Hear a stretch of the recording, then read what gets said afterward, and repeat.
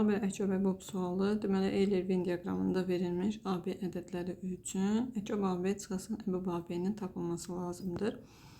Əvvəla onu deyək ki, A çoxluğunun elementləri, yəni A ədədinin sadə vuruqları 2, 2, 3, 3-dür. B-ninki isə 2, 3, 5, 7-dir. Bəs Euler-Venn diaqramında verdikdə əkov və əbob necə hesablanır?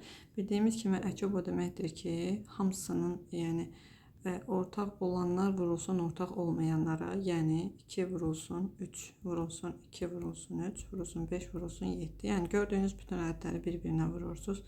Çıxılsın əbob.